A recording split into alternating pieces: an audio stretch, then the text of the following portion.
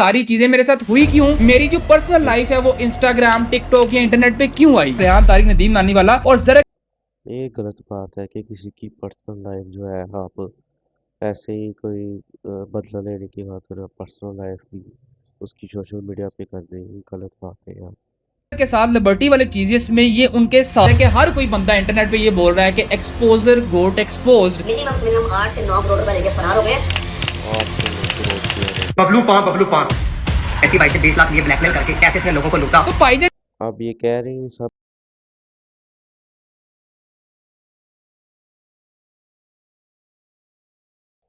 Hello guys, welcome back to my YouTube channel a new video.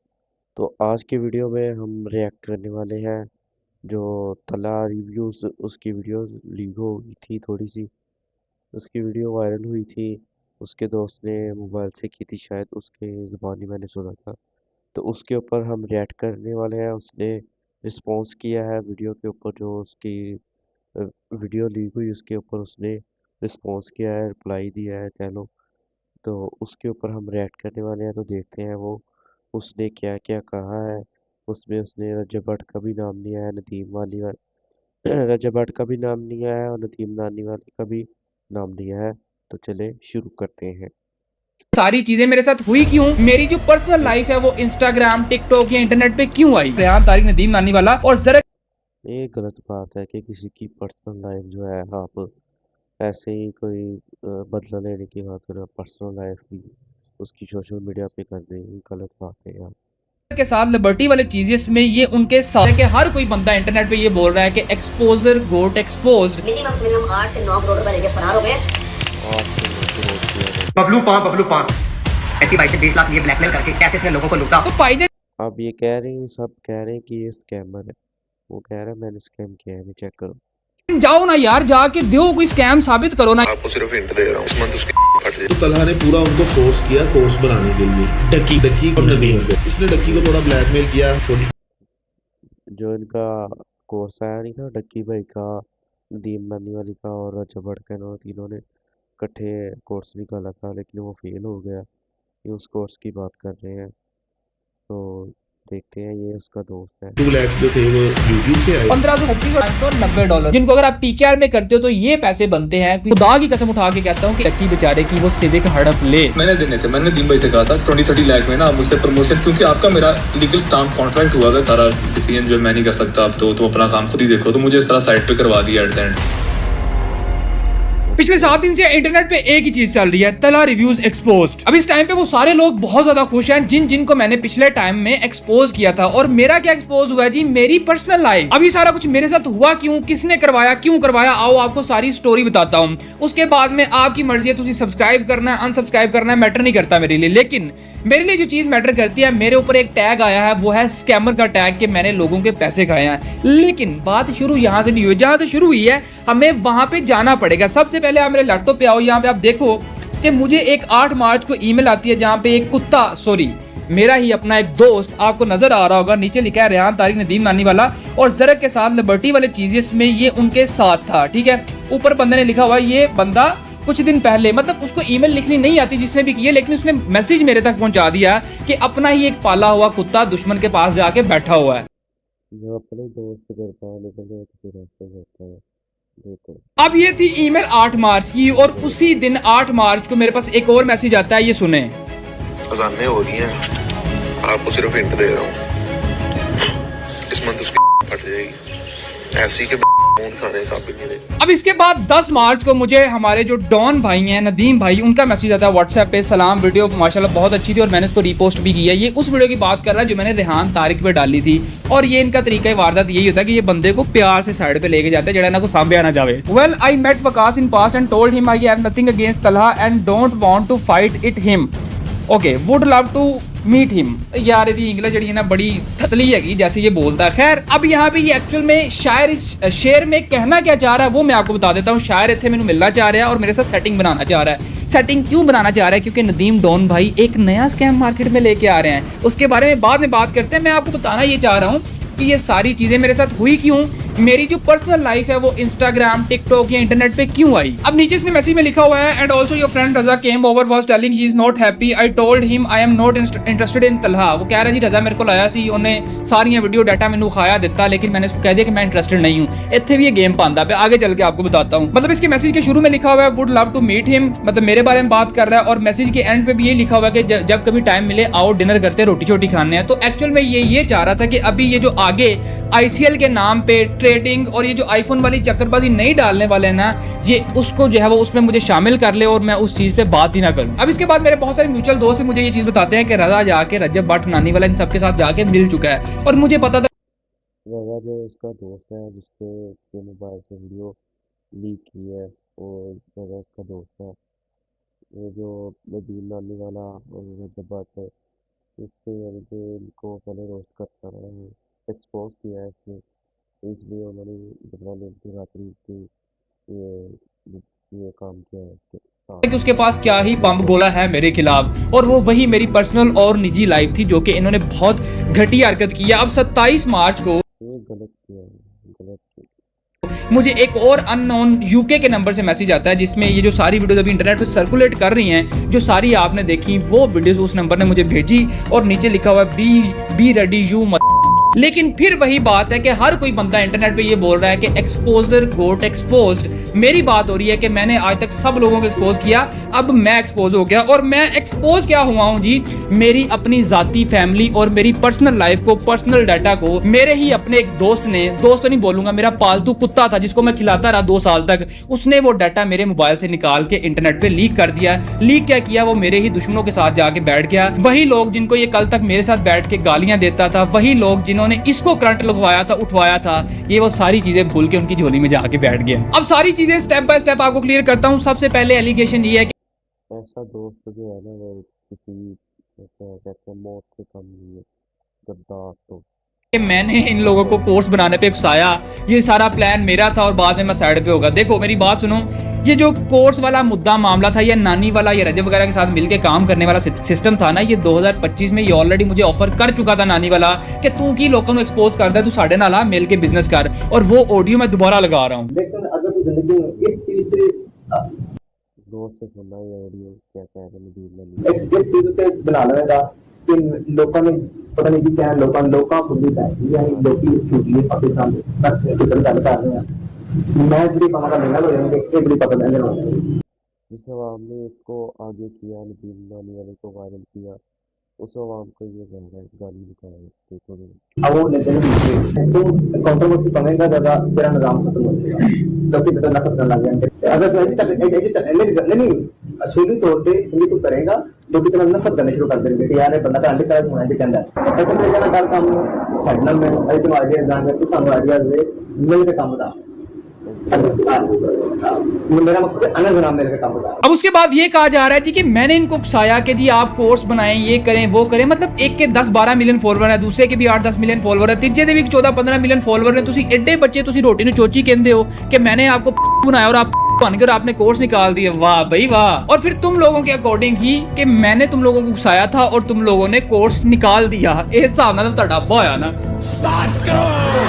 फिर अगर तुम लोग इतने ही सच्चे थे तो कोर्स बंद क्यों किया? क्योंकि उसमें कोई नॉलेज या कुछ इस तरह का वैल्यूएबल था ही नहीं है। मतलब जब वही कोर्स जो मैंने आपको पहले दिखाया है, जो यूट्यूब पे पैसे कमाए, उससे रजब भट्ट से और नदीम नानी वाला बच्चे भाई जिन्होंने निकाला था, वो फेल हो चुका है 1230 की। बट यूट्यूब आगे सिखा रहा है यार। मेरी बात सुनो, जे ताड़ा मुद्दा चल गया ना, हुन हर बंदा नहीं अपनी मां भैन कैमरे के लिया सकता। ये बड़ी अच्छी बात कही है। और फिर उस टाइम पे जो भी मैंने कोर्स का एक न्यूट्रल रिव्यू बनता था, वो सारा कुछ करके मैंने उसको इंटरनेट पे डाला और वो आज ही मेरे चैनल पे पड़ा हुआ है। अगर तुसी वैसे एडे टेक्निकल होंदे तो ताड़ा कोर्स बंद नहीं सी होना। अब देखो, कोर्स बेचना गलत बात नहीं है, ये मैंने पहले भी कहा था। अगर आप किसी को रियल वैल्यू दे रहे हो, नॉलेज दे रहे हो, तो लाइक इट्स नॉट रॉन्ग आप उससे अगर कुछ चार्ज कर रहे हो। स्कूल, यूनिवर्सिटियां, कॉलेज, पूरी दुनिया में यही निजाम चलता है, चाहे वो ऑनलाइन कोर्सेज या ऑफलाइन है, मतलब मसला नहीं है। लेकिन जो चीज आपको आती नहीं है, तानू पता ही नहीं है, ई कॉमर्स की है, शॉपिफाई की है या दूसरे यूट्यूब के मामला क्या है, तानू थंबनेल अपना नहीं बनाना आंदा, तो आप कैसे आगे किसी को सिखा सकते हो ये सारी चीजें। और आपको एक मजे वाली बात बताऊं, इसके बारे में आगे चल के बात करेंगे। अभी मार्केट में एक नया ट्रेडिंग का शोशा आने वाला है। पहले इन्होंने जर को लॉन्च किया बाइनरी में, बाइनरी को भी मैंने चलने नहीं दिया भाईजान। अब वो बाइनरी से हट गया, हूं वो कहता है जी मैं 4x करांगा, तो 4x का जो है हम 5x करेंगे। अब दूसरे मुद्दे पे आते हैं। वो मुद्दा ये है कि मैंने डक्की को एक्सपोज करके उसके साथ पॉडकास्ट किया था और उससे मैंने 20 लाख रुपए लिए थे। ये सारी चीजें मैं आपको बताता हूँ। देखो मेरी बात सुनो, 1 साल पहले जब डक्की पे ये सारा कोर्स वाला हेट चल रहा था, डक्की के जो है 5 से 6 लाख सब्सक्राइबर्स जो है वो गिर चुके थे। तो वो बंदा खुद मेरे पास आया था कि मैंने माफी दो, मैं इस केस में नहीं हूँ, मुझे निकालो। तो मैंने कहा जी ठीक है, आप जो भी बात आपने करनी है आप कैमरे के सामने बैठ के करो। तो उस टाइम पे वो जो सारा हेट था, हीट वेव थी, वो सारी मैंने अपने पे ले ली डक्की को क्लियर करवाने के लिए। तो वहां पे ब्लैकमेलिंग कहां से आ जाती बीच में, इसने तो ये डक्की की मदद की है।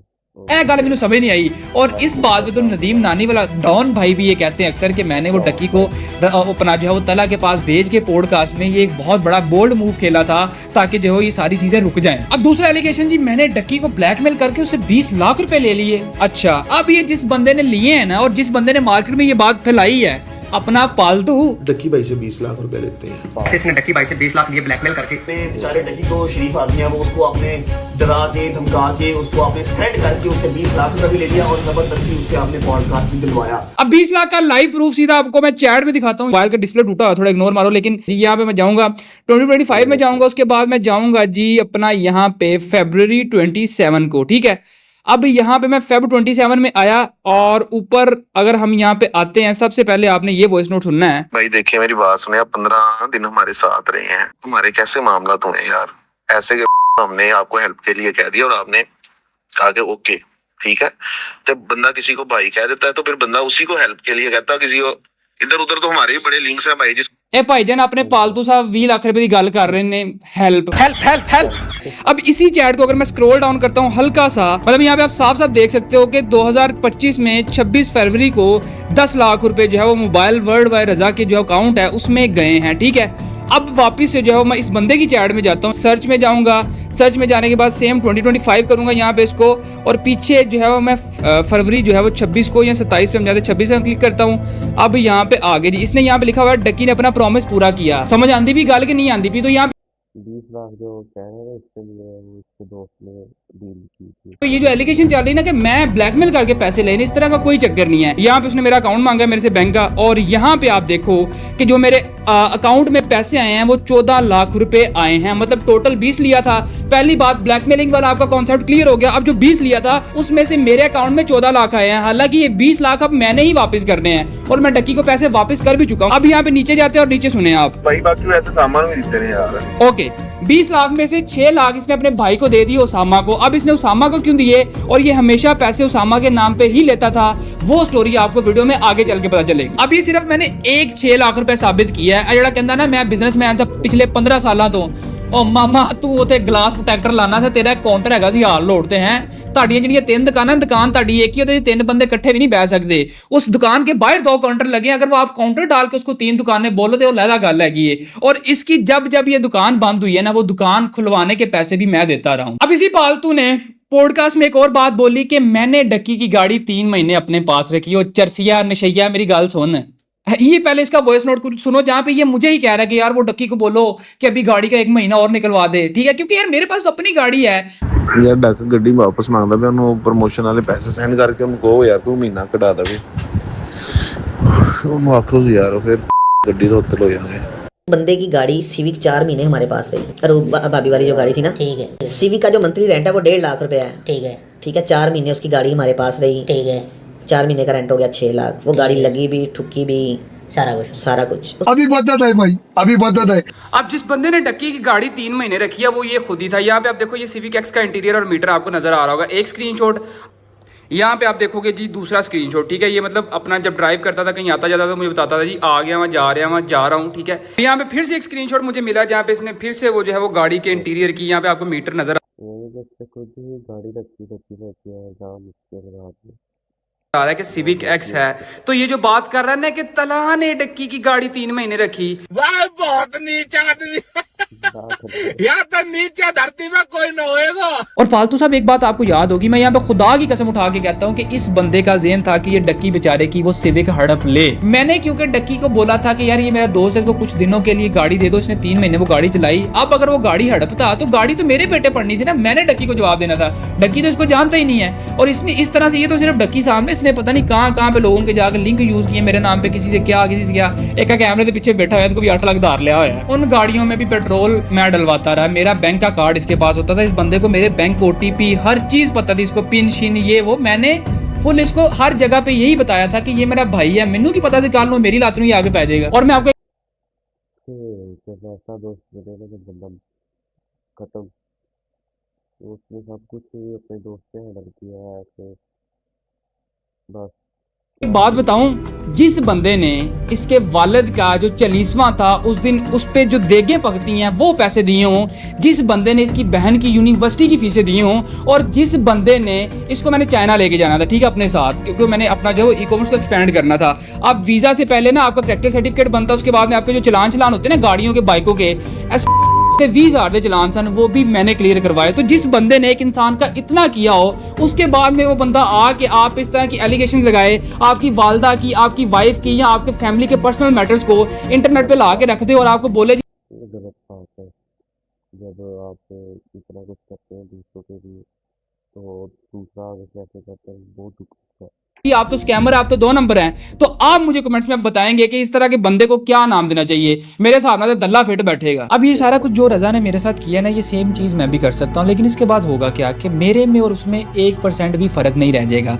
और इसको इस चीज, मेरी तो खैर अब सारे मामला तो मेरे बाहर आ गए, लेकिन इस बंदे की वाइफ है, इस बंदे के 2 बच्चे हैं, और मैं नहीं चाहता कि उन बच्चों की ज़िंदगी इस कंट्रोवर्सी या मेरे पर्सनल ग्रज की वजह से ख़राब हो जाए। मुसीबतें, मुश्किलात इंसानों पे ही आती हैं, मेरे साथ तो हो गया।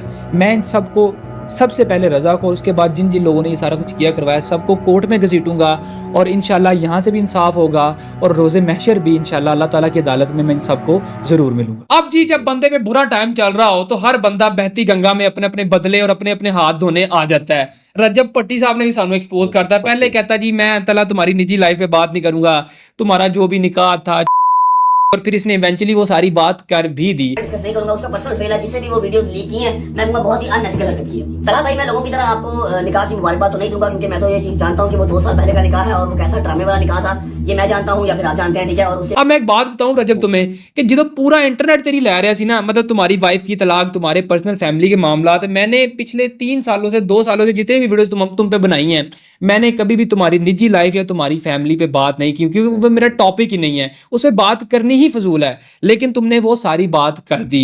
उसके बाद तुमने कहा जी तुमने घड़ियां बेची, ये बेची, वो बेची, वो पूरी दुनिया को पता है भाई। और तुमने परफ्यूम्स लॉन्च किए, मैंने आज तक तुम्हारे उस बिजनेस पे बात नहीं की, क्योंकि मुझे पता है वो लेजेंड काम है, तुम अपना कर रहे हो, तुम्हारा परफ्यूम ब्रांड है, जिन्ना मर्जी बेच मेरा भरा। लेकिन हालांकि सारी दुनिया को पता है 50 की बोतल मिलती है, 100 रुपए का लिक्विड मिलता ही, 50 रुपए का डब्बा बनता ही, तो परफ्यूम तैयार है। लेकिन क्यों करूं मैं क्यों जावा शालमी? फिर तुमने मेरे पे स्कैम का इल्जाम लगा दिया। मेरा भरा मेरी गाल सुन, पहली गल तो अगर किसी का निजी मामला बाहर आ जाता है, मैं आप सबको भी ये बात बोलता हूं कि वो एक्सपोज या स्कैम नहीं होता। स्कैम होता है फाइनेंशियल, आपने किसी के पैसे खाए हो तो अपने प्यो दा है ना, ते तू 200 जेड़े तू कहना पे कि मेरे पास एग्रीमेंट्स आ गए, ये वो, तू खाली 200 एग्रीमेंट ही साबित कर देना यार, मैं तेनू मान जाऊंगा। उसके बाद फिर तुमने कहा जी 7 से 8 करोड़ रुपए लेके भाग गया। लोगों ने आपको अपना इन्वेस्टमेंट का पैसा दिया इसी भरोसे पे कि आप उनको शॉपिफाई, ई-कॉमर्स हर चीज सिखाएंगे, जबकि ऐसा आपने कुछ भी नहीं किया। आप उनका मिनिमम से मिनिमम 8 से 9 करोड़ रुपए लेके फरार हो गए। अच्छा ठीक है, समझ गया। मेरा भरा 7-8 करोड़ है, जो तू 4 करोड़ ही साबित कर देना, ते मैं पूरे इंटरनेट पे मैं हर बंदे से माफी मांगूंगा, और ये अपने सारे सोशल मीडिया डिलीट करके ना मैं चला जाऊंगा। लेकिन अगर तेरे को ये साबित ना आया तो अपने आईडी कार्ड पे जाकर पट्टी लिखवा ली। अब जी इसके साथ साथ रजब भाई के एक ऑफिशियल दलाल भी हैं, जिसको नदीम नानी वाला बोला जाता है, और अगर मैं कहूँ तो मैं एक नया नाम देता है इनको, जो कि है थथा डॉन। मतलब वो बोलता ही ऐसे है, वो आपने इंग्लिश भी देख ली, इसका बोलने का स्टाइल भी।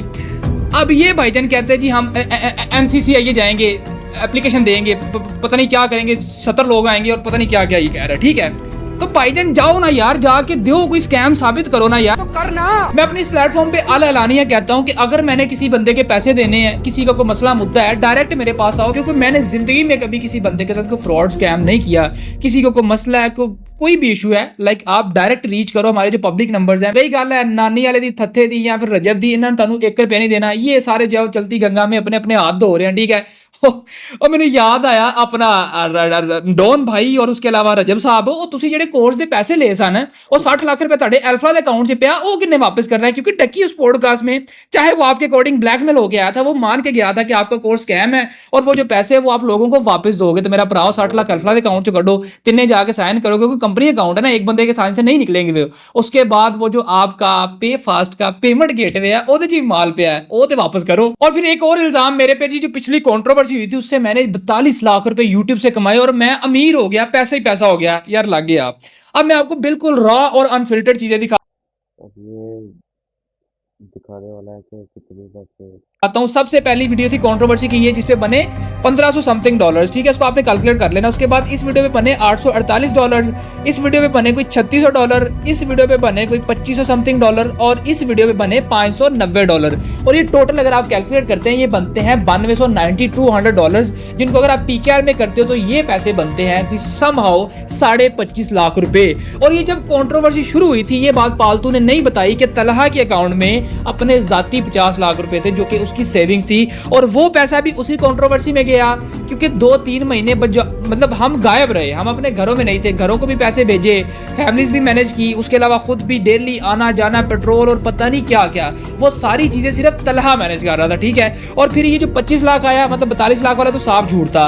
ये 25 लाख जो है, इसको मैं आपको बता दूं कि मैंने 15 लाख रुपए एक वकील को दिए, 15 लाख रुपए मैंने एक जगह पे दिए, उसके अलावा पता नहीं मैंने कितने लाखों रुपए लोगों में बांटे कि यार मेरी जान छुड़वाओ, मेरे पे झूठे ये दहशतगर्दी के केसेस हैं। एटीसी की कोर्ट में जाता रहा, मेरा नाम ईसीएल में था और पता नहीं मैं कितना ज्यादा खज्जल हुआ, खवार हुआ, जलील हुआ, सिर्फ आप सबको इनके वो कोर्स और स्कैम से बचाने के चक्कर में, जो कि ये बात मैंने आज तक इंटरनेट पे नहीं बताई। और इसी बंदे का जब ये मेरे साथ बैठ के खाता था, जब मैं इसको बोटियां टुकड़े डालता रहा हूं ना, तब की मैं आपको चीज दिखाता हूं। यहाँ पे ये मेरी एक वीडियो है जिसके नीचे इसी का कमेंट मैंने पिन किया हुआ, यहाँ पे लिखा हुआ है कि we were once offered millions to promote betting app but we refused. मेरी बात कर रहा है यहाँ पे कि तलहा को अक्सर बैटिंग ऐप्स की प्रमोशन आती थी, लेकिन तलहा ने वो चीजें रिफ्यूज की, वो प्रमोशन रिफ्यूज की, ठीक है। Staying true to our promise not to harm our followers for money। अब यहाँ पे ये कह रहा है कि तलहा ने कभी भी पैसे के लिए अपने फॉलोअर्स को हार्म नहीं किया या उनको कभी नुकसान नहीं पहुंचाया, ठीक है। उसके अलावा लिखा हुआ after a major controversy that destroyed everything, आगे लिखा हुआ we spent over 10 million rupees trying to recover. लो जी, इतने गल बाहर आ गई। इसी बंदे ने यहाँ पे लिखा हुआ है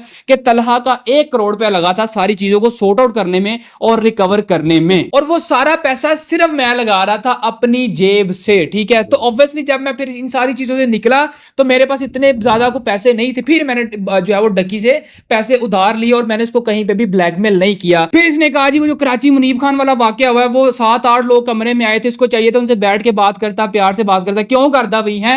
और रही बात तेरी और नशैया, तेनू मैं ना ले, तुझे कौन जानता भाई।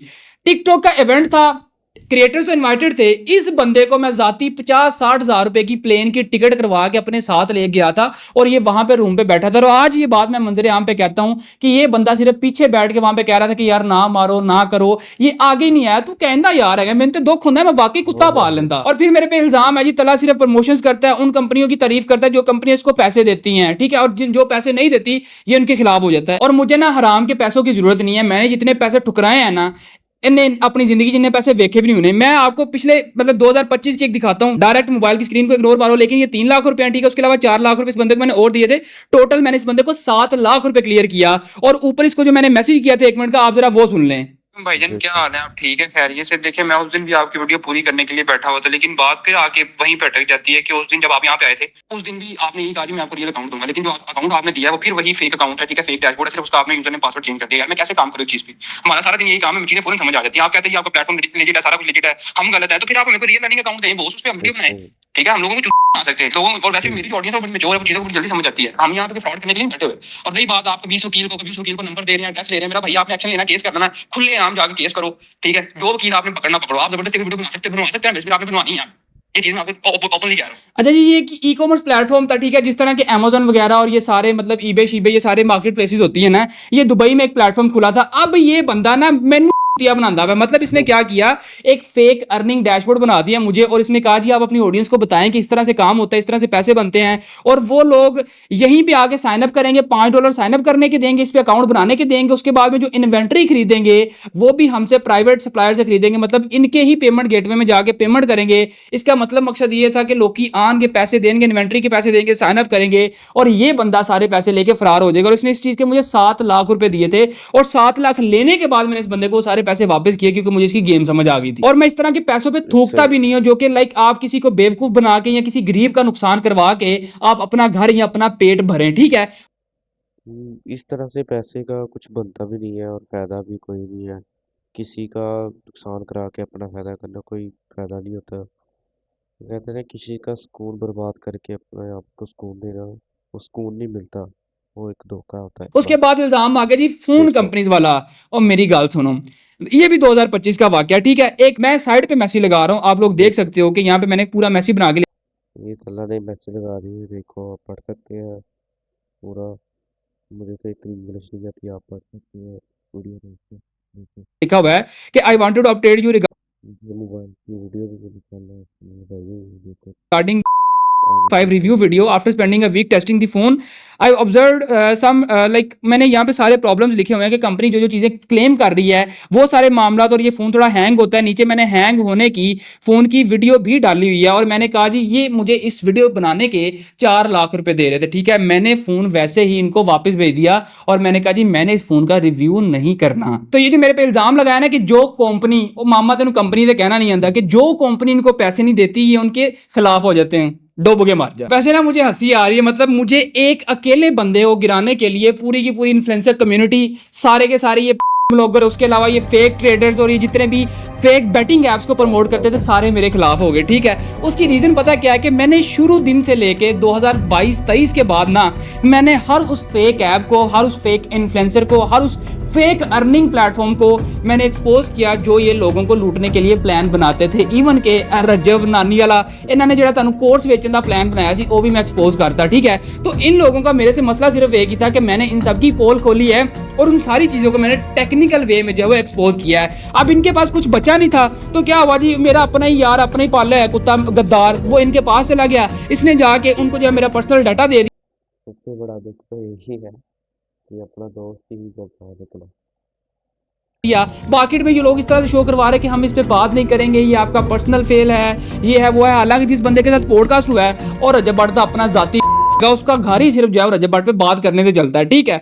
तो ये सारा मामला इन्होंने किया प्लानिंग के साथ, ठीक है। अब क्या हुआ, पॉडकास्ट आया, रजब शेयर कर रहा है, नानी वाला शेयर कर रहा है, लोग अपनी अपनी कम्युनिटीज में डाल रहे हैं। मतलब जहां जहां पे जिस जिस बंदे का जितना जितना जोर लगता था, बनता था, हर बंदे ने अपना जोर आजमाया है। बात की जाए नानी वाले की, तो नानी वाले का जो बिजनेस मॉडल है वो मैं सारा आपको एक्सप्लेन करता हूँ। सबसे पहला बिजनेस मॉडल उसका पता क्या है कि जो फेमस बंदा होता है, जो करंट टाइम में पीक पे होता है, उसकी झोली में जाके बैठ जाता है। इसने लाइफ में सबसे पहले प्रमोट किया था अनस अली को, उससे इसने पैसे कमाए भी, उसने भी बड़े पैसे कमाए, ठीक है। उसके बाद एक और कोर्स सेलर के साथ इनकी डील चल रही थी पिछली कंट्रोवर्सी में। वो बंदा रोता हुआ अपने मुंह से क्या कह रहा है कि मैंने रजब को टिकटें करवा के दी, इनके खर्चे उठाए, इन्होंने कहा जी व्लॉग में लेंगे, आपका कोर्स प्रमोट करेंगे, आप गाड़ी दे दें, 80 लाख दे दें, 90 लाख दे दें। मैंने कि रजब के व्लॉग तुम्हारा स्पेशल आएगा, तो मैंने कहा चलें ठीक है, लेकिन वो व्लॉग नहीं आया।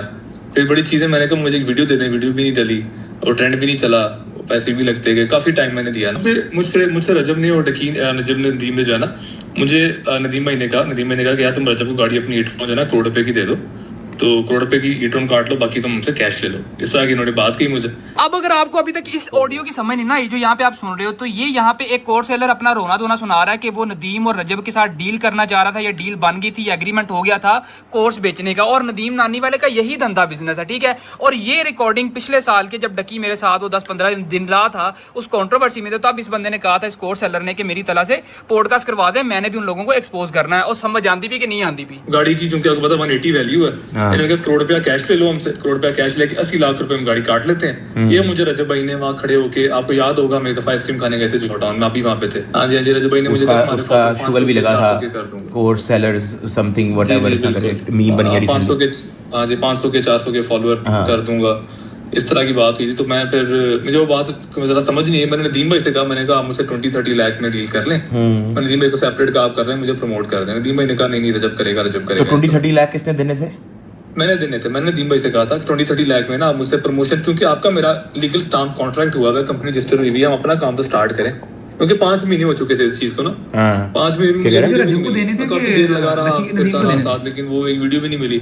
तो फिर एट द एंड वो मुझे कहते, जब अभी लास्ट टाइम जब ये मामला सारा हुआ, मैं नदीम भाई के पास गया था। मैंने कहा यार नदीम भाई मुझे आप एक वीडियो दे दें, मुझे अब कोई मेरे प्रमोशन एक कर दें, मेरा बिजनेस जो है ना वो नहीं चल रहा, मैं 8 महीने लगा रहा हूँ आपके साथ, पैसे भी लगाए, कॉन्ट्रैक्ट भी हुआ, हर चीज। मुझे कहते यार पॉसिबल नहीं है, सारा डिसीजन जो मैं नहीं कर सकता, अब तो तुम अपना काम खुद ही देखो। तो मुझे सारा साइड पे करवा दिया एट द एंड।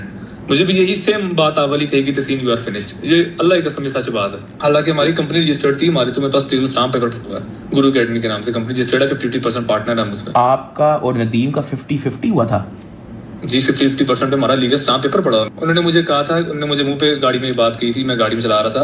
नदीम भाई कहते देखो अनस ने पैसा लगाया इसलिए मुझे प्रमोट किया। तो मैंने कहा यार अगर पैसों की बात है नदीम भाई, तो 4 महीने पहले आप मुझे क्या देते। मैंने तो गाड़ियों के बड़े काम करवाए हैं, आपको आइडिया नहीं है मैंने कितने काम करवाए हैं, गाड़ियों के काम ये मैं तो बड़े काम करवाता रहा हूँ। सेपरेट कहा था कि जो ट्रेनिंग करवानी है फिजिकल, देखें ऑनलाइन बच्चा मेरे पास पोस्ट करे 2000 बच्चा ऑनलाइन का, ठीक है। उनको मैंने कहना कि ये मेरा इंस्टीट्यूट है, यहाँ फिजिकल आगे ट्रेनिंग ले लो। वो आगे मेरे पास, क्योंकि ट्रेनिंग मेरे पास है, तो मैंने जो फिजिकल बच्चा एनरोल करना है उसको मैंने उनकी 50% देनी है नदीम को। ये बात मैं आपको बता रहा हूँ। फिर बाद में मैं इनके पास गया, मैंने रिक्वेस्ट की, मैंने कहा नदीम भाई आपके साथ कंपनी स्टाम्प रजिस्टर इतना टाइम लगाया, इतना पैसा लगाया मैंने, मैं आप टिकट बुक करता रहा हूँ। रजब भाई की, हैदर की, और क्या नाम है इसका जो मांडोगर, इनकी टिकट जो कराची की मैंने बुक की थी, मेरे पास अभी स्क्रीनशॉट पड़े हैं। नहीं यार, सेंड की थी अल्लाह की कसम। मैं आपको मैंने अपने कार्ड से पेमेंट की है, मैं आपको उसका स्क्रीनशॉट, बल्कि मैं आपको चैट का स्क्रीनशॉट भेज देता हूँ। लेकिन टिकट्स मैंने बुक की थी और मुझे नदीम भाई ने कहा था कि मैं आपको इसके बदले में जो है, आपके इस बदले में रजब आपका पूरा व्लॉग लाएगा चैनल पे। मैंने कहा यार चलो आ जाएगा व्लॉग, लेकिन वो कोई व्लॉग नहीं आया। अब इस ऑडियो को सुनने के बाद आपको एक चीज तो आपके दिमाग में फिट बैठ गई होगी, समझ आ गई होगी कि नदीम नानी वाले का बिजनेस मॉडल क्या है। उसका एक ही बिजनेस मॉडल है, एक फेमस बंदा, दूसरी साइड पे वो बंदा जो पैसे दे सकता है। ये सिर्फ लोगों को कनेक्ट करवाता है, शोशेबाजियां डालता है और उनसे पैसे बटोरता है, और ये नहीं देखता। लेट्स से ये जिस कोर्स सेलर की अभी मैंने आपको रिकॉर्डिंग सुनाई है ना, ये एक टाइम पे बीच में ट्रेडिंग में चला गया और पता नहीं किन किन कामों में। मेरा ओपन चैलेंज है इंटरनेट पे, जेड़े बंदे नूं भुलेखा हैगा ना कि तलाह को फेसबुक एड्स नहीं आते या फलाह काम नहीं आता, फलाह काम नहीं आता, टेक्निकली मैं हमेशा ओपन हूं हर बंदे के चैलेंज के लिए कि हम लाइव बैठेंगे, हम वो रिकॉर्डेड वीडियो नहीं बनाएंगे, यूट्यूब पे लाइव आएंगे। ई कॉमर्स में अगर आपको कोई भी आपके दिमाग में कीड़ा ना, तो मैं लाइव बैठ के निकाल दूंगा। अब 2024 में भी मेरा कोर्स था, फिर 25 में कंट्रोवर्सी हुई, 25 में जो 24 वाला कोर्स था मैंने बंद कर दिया। मैंने कहा किसी को ये ना लगे कि मैं कंट्रोवर्सी के चक्कर में अपना कोर्स बेच रहा हूं, ठीक है। 25 पूरा कोर्स बंद रहा, 26 आया। 26 में मैंने जो है वो अपना नया एआई वाला जो है वो नया एक पूरा डिटेल्ड कोर्स बनाया, जिसमें 2-2 ढाई घंटे की क्लासेस हैं। आपको अगर ई कॉमर्स सीखना ना, मेरा फ्री वाला कोर्स यूट्यूब पे पड़ा हुआ है। मैं कहते ही नहीं कि मेरा पेड कोर्स खरीदो जाके, यूट्यूब पे ये वीडियो ऊपर थंबनेल लगा रहा हूं, इसको जाके देखो, एंजॉय मारो। और उस वीडियो में भी अगर मैंने किसी को कोर्स ज्वाइन करने का बोला ना, तो मैंने ये कहा है कि आपका ये फ्री कोर्स से काम हो जाएगा। फिर अगर आपको नहीं समझ आता, आपको एक ऐसा प्लेटफॉर्म चाहिए जहां पे आप सिंगल क्लिक से सारी चीजें सीख सको, तो आप ज्वाइन कर सकते हो, ताड़ी मर्जी। मैंने कभी किसी को उसकी जिंदगी चेंज करने का, उसका कैरियर चेंज करने का या इस तरह का कोई बड़े बड़े ड्रीम्स, बुगाटियां, वड्डियां गड्डियां कुछ भी नहीं दिखाया, जैसे कोर्स सेलर्स करते हैं। हर बंदा जो कोर्स बेचता है ना, उसकी लाइफ का एक ही मोटिव होता है, उसको 2-4 गड्डियां होती हैं, फेक लाइफस्टाइल होता है। सवेरे उठता है जी कोर्स ले लो, कोर्स ले लो, कोर्स ले लो, रात में सोने लगा कोर्स ले लो, कोर्स ले लो, कोर्स ले लो। लेकिन फिर मैं बोलता हूं आपको कि आपने मुझे कभी देखा इस तरह करते हुए कि मैं हर जगह पे अपने कोर्स को प्रमोट कर रहा हूं? नहीं ना, क्योंकि मेरा घर कोर्स बेचने से चलता ही नहीं है। और फिर जो मेरे कोर्स के रिव्यूज हैं वो मेरे इंस्टाग्राम पे आप जाएंगे, यहाँ पे हाईलाइट्स में हर चीज लगी हुई है। और ये पुराना 2024 वाला कोर्स था, अभी तो 25 वाले के बहुत सारे आने वाले रहते हैं, ठीक है। तो ये मैंने कभी किसी को भी कह के नहीं लगवाई यहाँ पे इंस्टाग्राम पे। ये लोगों ने जो किया, कमाया, सीखा, वो सारा कुछ है। स्टिल फिर भी मैं आपको कहता हूँ कि भाईजान मेरा कोर्स ना खरीदो। अब ये मेरी वो यूट्यूब पे कोर्स की वीडियो है जो कि ऑलमोस्ट यहाँ पे आपको नजर आ रही है, 1 घंटे की 57 मिनट्स की, जिसमें मैंने हर चीज बताई है, सिखाई है। जाओ यार फ्री में जाके सीखो। अब जी बात करते हैं कि मैंने क्या स्कैम किया लोगों के साथ, और मैं कौन सा ऑफिस छोड़ के भाग गया, और क्या क्या मेरे साथ पिछले को 8 महीने से हुआ है। देखें, मेरा कंट्रोवर्सी के बाद मैंने एक नया स्टूडियो बनाया, दैट वाज वेरी अमेजिंग, हर किसी को बहुत पसंद आया, और उस पर वो 50 लाख रुपए लगाए थे मैंने शेखुपुरा के अंदर। अब हुआ क्या कि मेरा जो दोस्त था या जो मेरा पालतू था, अब इस बंदे ने कहा जी हमने एजेंसी डालनी है। वहाँ पे हमारा प्लान था पहले शेखुपुरा में एजेंसी डालने का, वहाँ पे हम नहीं बना पाए, वहाँ पे हमें टीम नहीं मिले। इन्होंने कहा जी लाहौर चलते हैं। मैंने कहा यहाँ पे ऑफिस डाला है तो ये मेरे लिए मुश्किल है लाहौर मूव होना। तो सबसे पहला ऑफिस हमने लिया लाहौर गार्डन टाउन में, ठीक है। वहाँ पे इन लोगों ने हायरिंग वगैरह और सारी चीज़ें स्टार्ट की, ये लोग इन्होंने सारा काम स्टार्ट किया। अब उसके बाद ये चीज़ जो है वो 6 महीने चलती रही उसी गार्डन टाउन वाले ऑफिस में। अब वो थोड़ा सा ना एरिया ऐसा था कि लोगों को लगता था वहाँ पे बहुत सारे कॉल सेंटर्स थे, तो यहाँ पे कोई स्कैम होता है। इन्होंने कहा जी आप लोकेशन चेंज करवा दें, हम जो है इंशाल्लाह बिजनेस को उड़ा के ले जाएंगे और पता नहीं क्या क्या कर देंगे। मैंने कहा ओके, क्योंकि मैं बैकएंड पे एज ए इन्वेस्टर और मार्केटर था, ठीक है, सारा कुछ मैनेज करने वाला रज़ा को दिया हुआ था मैंने, और उसके बाद उसके नीचे जो था वो इब्रार नाम का बंदा था जो कि हमारा मैनेजर था, ठीक है। अब इन्होंने कहा जी नया ऑफिस चाहिए, मैंने कहा जी ठीक है आप ढूंढ ले ऑफिस जाके। ऑफिस मिला जी ठोकर वेस्टवुड कॉलोनी के अंदर, और ऑफिस का रेंट है 3.25 लाख रुपए। मैंने कहा ओके, मैंने टोटल 12 लाख रुपए दिए इनको अपनी जेब से कि जाएं आप ऑफिस नया लें और अल्लाह का नाम लेके काम स्टार्ट करें। ऑफिस ले दिया। मैंने कहा जी सेल्स नहीं आ रही, पैसा नहीं आ रहा, क्या चल रहा है? लैपटॉप्स चाहिए। मैंने 4 लाख के 3.5 लाख के लैपटॉप ले दिए। अब मैंने कहा सेल्स नहीं आ रही, सिमें चाहिए और कॉलिंग के लिए नए फ़ोन्स चाहिए, मैंने वो भी ले दिए।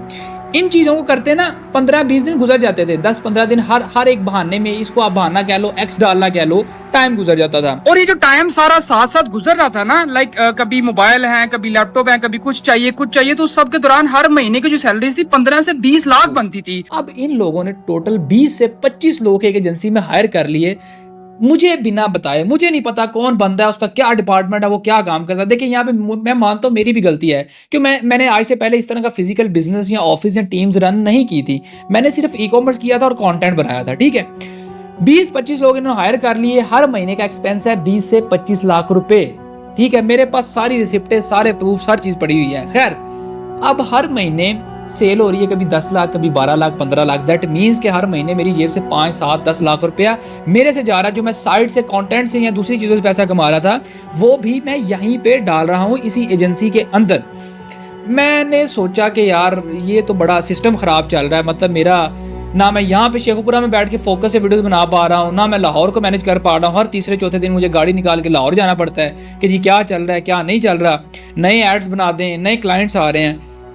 मैंने एक बहुत हार्ड डिसीजन लिया। मैं अपनी फैमिली के सामने बैठा, मैंने अपने अब्बा जी की रिक्वेस्ट डाली कि जी ये मामला मुद्दा है और मैंने लाहौर मूव होना है। लाइक उन्होंने कहा जी तू आप बगैरत है, तू पागल है, तुझे कहा था कि शेखपुरा वाले स्टूडियो पे ऑफिस पे इतने पैसे ना लगा। अब वहाँ पे मैं सारा पैसा लगा चुका था, ठीक है। तो लेकिन मैंने उनको कहीं ना कहीं मैंने कहा जी ऑफिस है, एजेंसी है, रज़ा है, काम चल रहा है, कुछ ना कुछ हो जाएगा, ठीक है। अब हमने वो ऑफिस डिमोलिश किया। अब मजे की बात 50 लाख ऑलरेडी लगाया था, डिमोलिश करने पे भी हमें 2-2.5 लाख रुपए उस पर लग गए, वो सामान उतरवाने में और सारी चीज़ें मूव करने में, शायद इससे ज़्यादा लग गए हों। खैर हम लाहौर आ गए।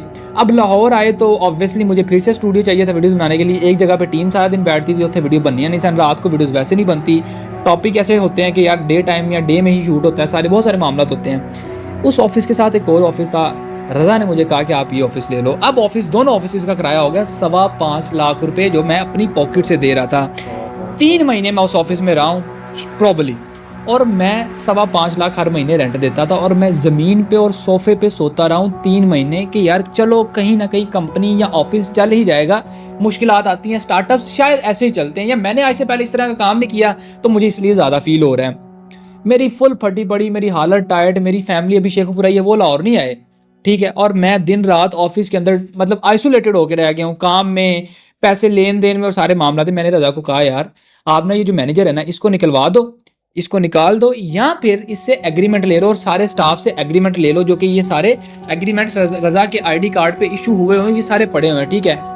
रज़ा ने ये एग्रीमेंट निकलवाए, लेकिन उसने आज तक किसी स्टाफ से इब्रार से साइन नहीं करवाया। उसने, मैंने जब भी उसको कहा कि यार इब्रार मुझे बंदा ठीक नहीं लगता, इसने कहा जी मैं इसको मैनेज कर लूंगा, चक्कर ही कोई नहीं है। मैंने कहा यार इस तरह नहीं होता। मैंने इसको कहा यार मतलब फजूल में कोई भी क्लाइंट ऐसे मुंह उठा के आ जाता है और कहता है जी मैनू पैसे वापस करो। पैसे देखो, सर्विस बेस्ड बिजनेस है, एक बंदे का स्टोर बन गया, एड चल गए, काफी सारा काम हो गया, तो वो काम किस खाते में जाएगा, ठीक है। तो मैंने कहा इब्रार को निकाल दो। आगे इसी का मैं वॉइस नोट डालता हूँ जिसमें इसने मुझे कहा जी अभी इसको रहने दो, ये बंदा बड़ा ठीक है, मतलब एक क्लाइंट रिफंड मांगने आता है, ये 50,000 रुपये से और घेर लेता है। मैं कहा यार हाँ जी एकदम करना फजूल गल हैगी, बड़े मामला नहीं यार। क्लाइंट रिफंड लैन आंदा उन्होंने मैं जो होर 50,000 फड़ लेंदा, मतलब भैया की गल, एक बंदा रिफंड लैन आया तो 50,000 रुपये को और ले लिया। भाई रिफंड लैन क्यों आया रज़ा भाई? उस 50,000 का मैं क्या करूँ, लोग मेरी फेस वैल्यू पे आते हैं।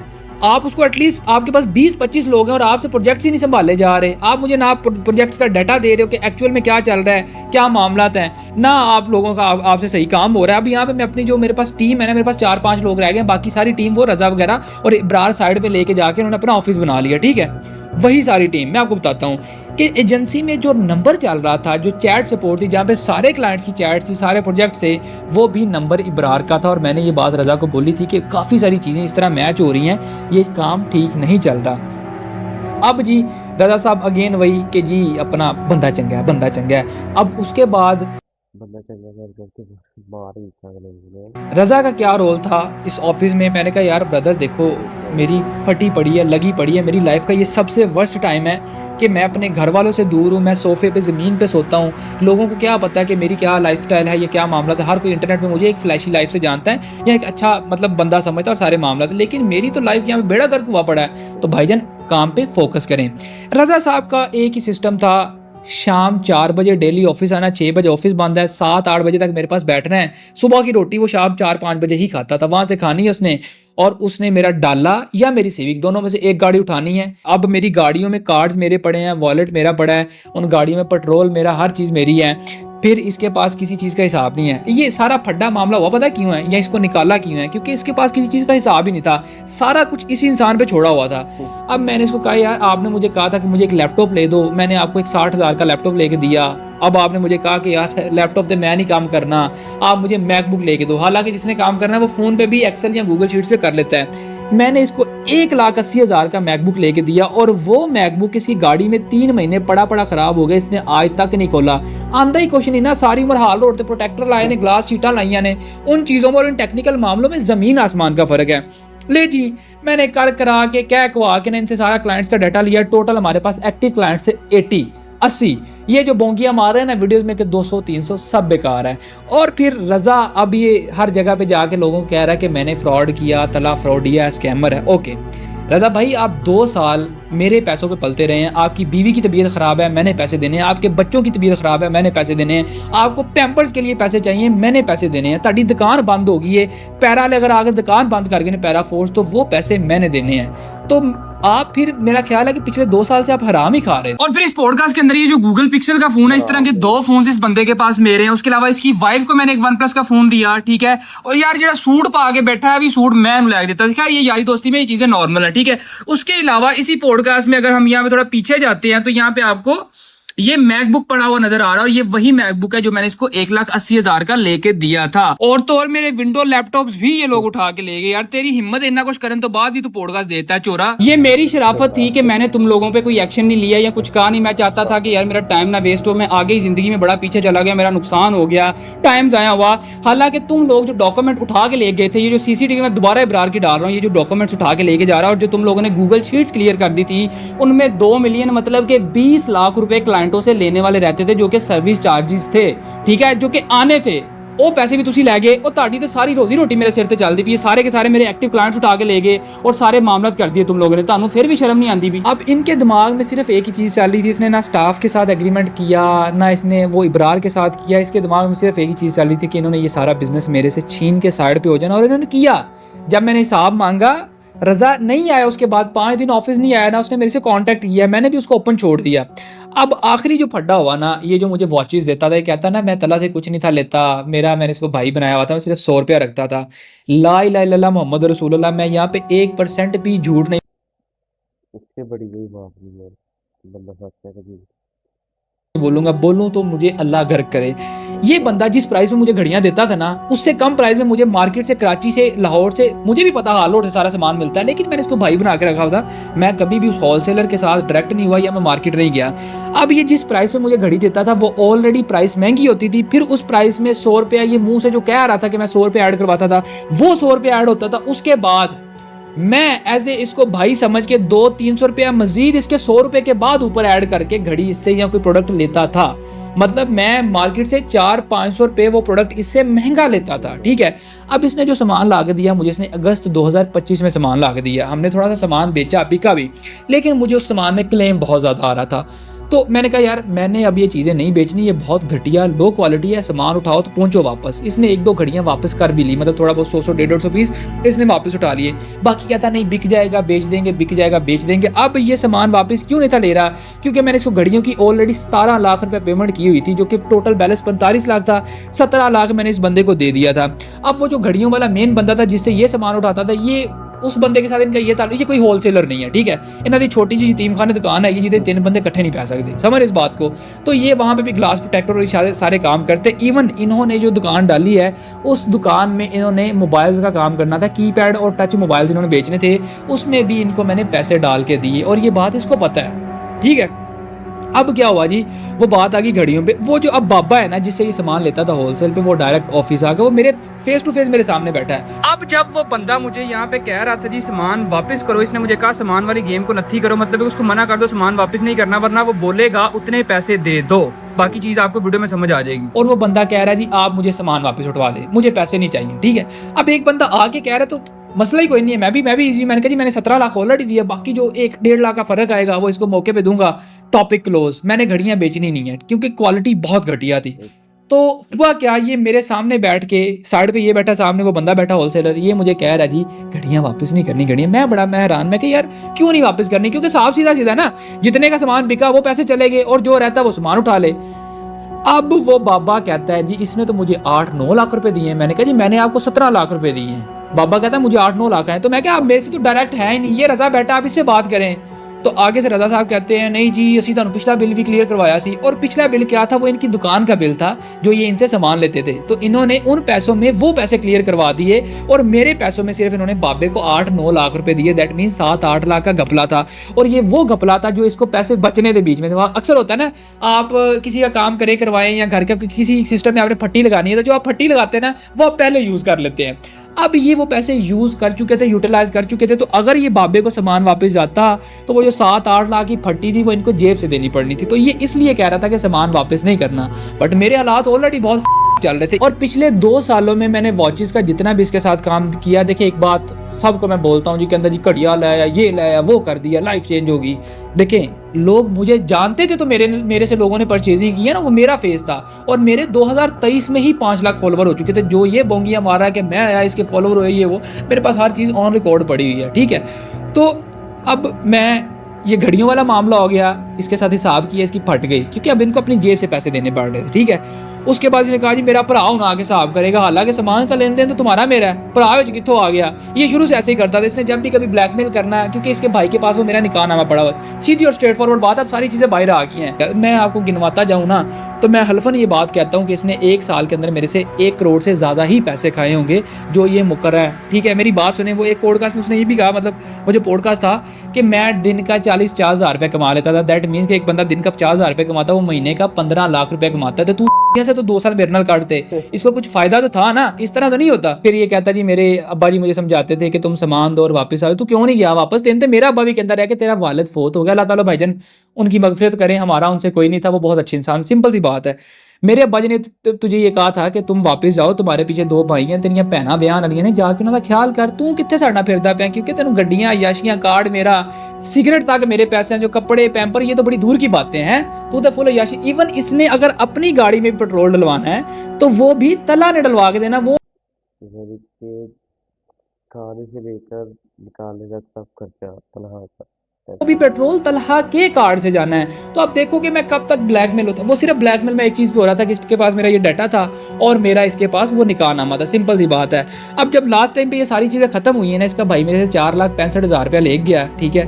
और उस टाइम उसने मुझे एक नकली निकाहनामा दिया और हल्फन मुझे ये बात पता थी कि वो मुझे नकली दे रहा है। लेकिन मैंने कहा यार मैं सिर्फ ये चाहता था कि मेरे 2 साल ज़ाया हुए, मेरे बहुत पैसे ज़ाया हुए हैं, ठीक है, मेरी लाइफ पूरी हो चुकी है। तो मैं बजाय इन लोगों से अब लड़ूं, लीगल जाऊं, सोशल मीडिया पे वीडियो डालूं, मैंने इसको बोला भाईजान मैं आउट हूं इस चीज़ से, ठीक है।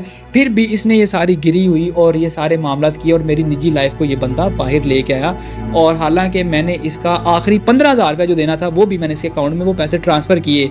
और वो 15,000 जो इसने किसी बंदे का कहा था कि यार वो फलां बंदे के पैसे रहते थे तेरी तरफ, वो मुझे मैसेज कर रहा है। जिस दिन मैं उस बंदे के पास गया उन्होंने मैंने कहा जी इन्हें मैंने 15,000 भी देता यार। अब जी वापस टॉपिक पे चलते हैं। बात हिसाब किताब पे चल रही थी। तो रज़ा साहब का जो घड़ियों वाला हिसाब है ये हो गया, ये आपको कहानी समझ आ गई।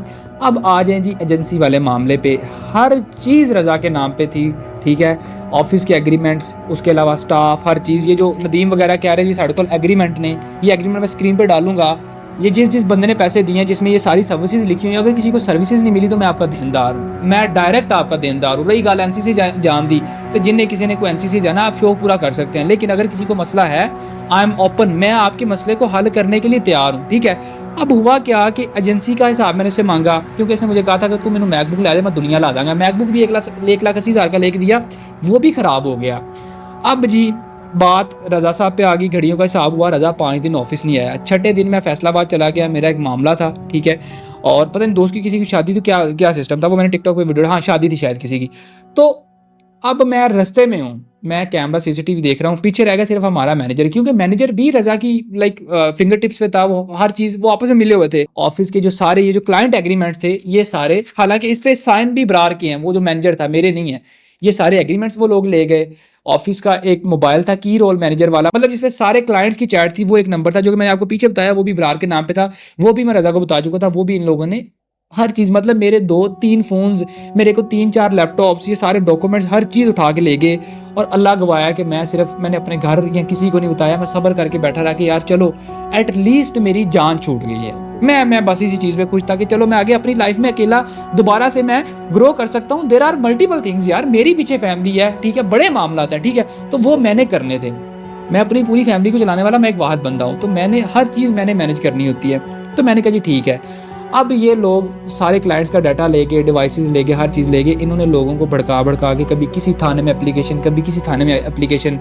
हालांकि मेरे जो भाई हैं साकिब भाई, जो बहनोई, वो जिनसे असल मसला था उनको, क्योंकि आन के उन्होंने मुझे बताया यहाँ पे जब वो ऑफिस में मेरे साथ आए हैं कि ताला साहब ज़रा इनसे हिसाब तो करें, हिसाब किताब तो मांगे।